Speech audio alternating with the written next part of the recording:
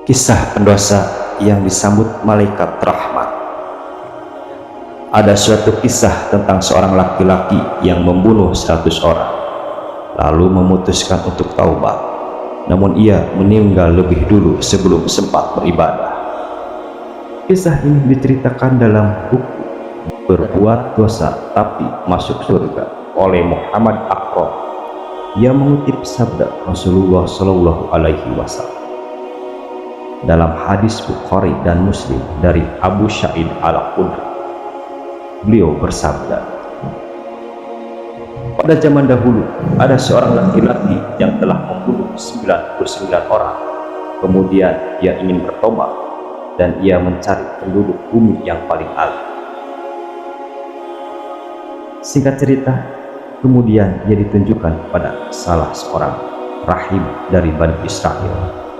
Ia pun langsung mendatangi. Kepada sang rahib, ia berterus terang bahwa telah membunuh 99 orang. Lalu ia bertanya, apakah tobat saya itu akan diterima? Rahib tersebut menjawab, tidak.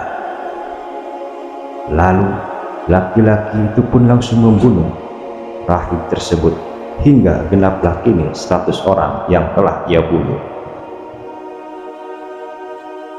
Kemudian ia kembali mencari penduduk bumi yang paling alim.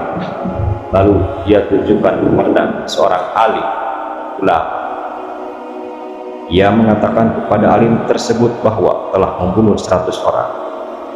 Ia pun bertanya, apakah tobat saya akan diterima? Alim tersebut menjawab, ya. Dan apa yang menghalangi antara dirinya dan tobat? Kemudian alim ulama itu menyuruhnya pergi ke suatu daerah. Di sana banyak orang beribadah kepada Allah Subhanahu wa Ta'ala. Setelah itu beribadahlah kamu kepada Allah bersama mereka, dan janganlah kamu kembali ke daerah, karena daerahmu itu adalah lingkungan yang buruk.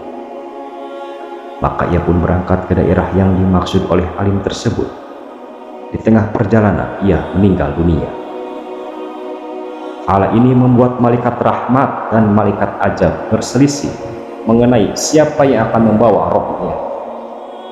Malaikat rahmat berkata, orang ini datang dalam keadaan bertobat dan menghadap hatinya kepada Allah Subhanahu wa Ta'ala.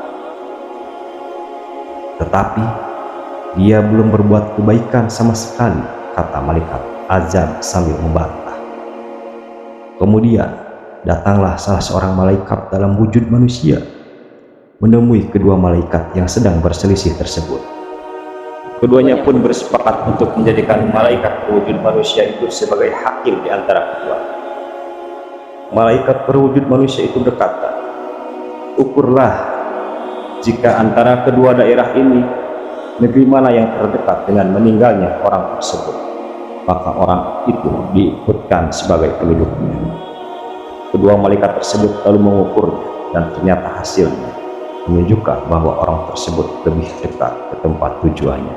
Dengan demikian, maka orang yang meninggal dalam perjalanan taubat tersebut dibawa malaikat rahmat